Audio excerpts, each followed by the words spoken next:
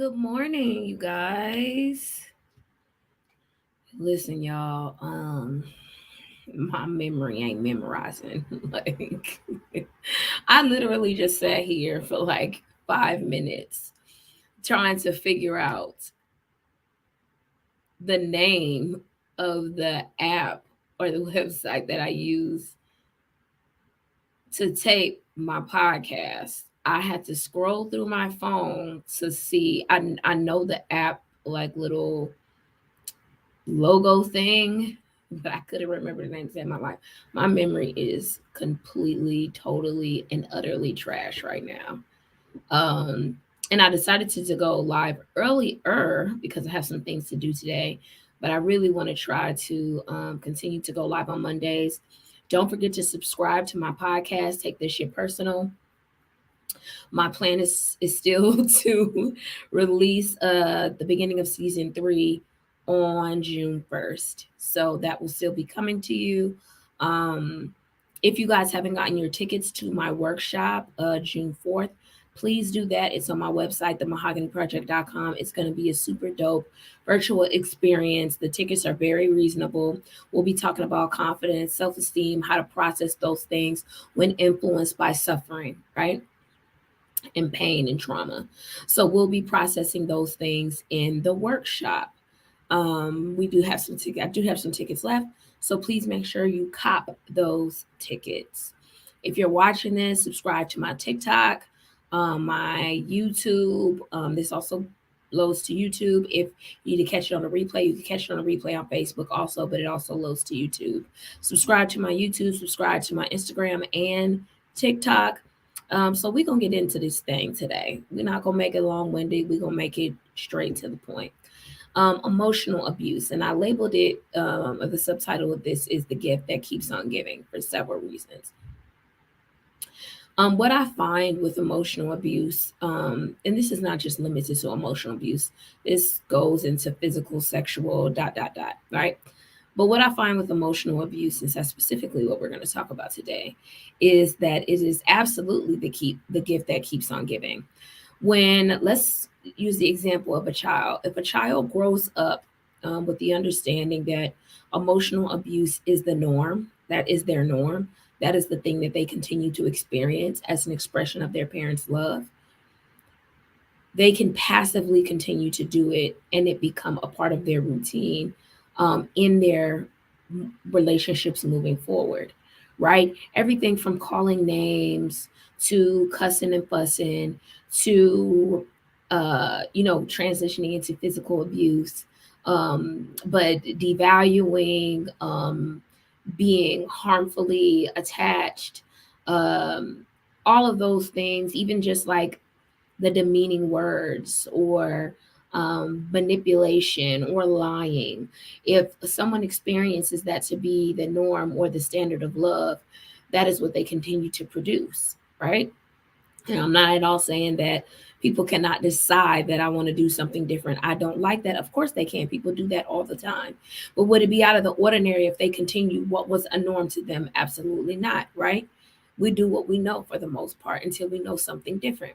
The other part to this is it is really an inconspicuous gift because um, even though we may decide, I don't want to ever be treated like this by anyone else, I don't want to treat anyone like this. Do you guys find that sometimes, even when we decide we don't want to do something, we may do a version of it and not even recognize that we're doing it? It can happen like that. The alternative to that is also um, us being able to create this distance or compartmentalization of our experience. And because we have compartmentalized it and separated, we don't really understand how we are embodying it at all. I can't tell you how many times in therapy, I discuss with clients the parallels between their behavior and their parents' behavior. Although it's something they may absolutely despise, they also don't realize that they are memorializing it. They are like repeating the cycle. And just because it looks different, or just because they have um they see themselves as a victim, or they see themselves as having an excuse to behave that way, they don't see it as the same thing when it absolutely can be the same thing. So please be mindful of like how you love. I know a lot of times the white picket fence is around the word love as if that's all that matters, and it doesn't. Love is a feeling and an emotional experience. But the way we love people is a behavior, it's an action, it's a to do, right? Some would say it's a verb, right? It's an action word. And how we show up and how we love is, I would even say, even more valuable than the word. Like, because we can say just about anything, but how we show up is something very different. You know, and the way that you express you love me is by demeaning me, devaluing me, manipulating me, lying to me, deceiving me, calling me names, cussing and fussing at me, talking down to me. I don't want that. That's a love you can keep. Um, but is that some ways that people love folks? Yeah. And is that also sometimes how people got loved? Yes. Is it unfortunate? Yes. But it doesn't mean that's something you have to endure. That doesn't mean that you may not love this person, but that has absolutely nothing to do with how they love you. It's just not acceptable. And sometimes people don't know anything different, but you have to want to know, and you have to want to and perform differently. Just even, it's not even enough to say I want to try. Listen, I struggle with the word trying sometimes because I think there's a very fine line between doing and trying. If we are putting forth all of our effort, we're giving all we got, of course we're trying, we're doing everything that we have, but we're also doing, right? Even if we're not yielding the outcomes that we're looking for, we're still doing. um but sometimes I think try is a cop out. Oh, I tried. Did you? Because I'm gonna tell you too, effort is a commodity, right?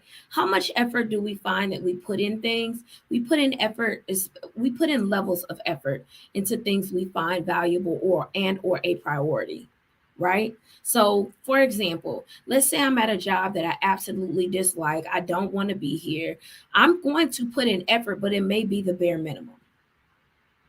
It may be me just showing up, maybe not even on time, maybe just making sure I make my shift to make my money, to pay my bills, take care of my family. I don't care about that, right?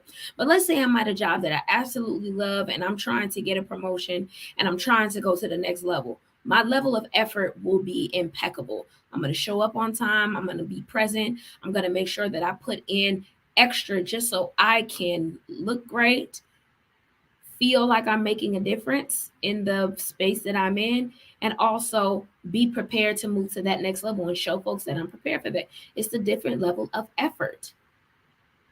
And all that matters, right? When people say, I'm willing to go to therapy, are you? So you're willing. How willing are you? Oh, I emailed a few therapists, they didn't get back to me. Okay, that was effort. There are levels to this. How persistent are you? How much do you follow up? How much are you investing in this experience? Oh, well, I can't do it because I can't afford it. Can't you? We seem to be able to afford the things that we want.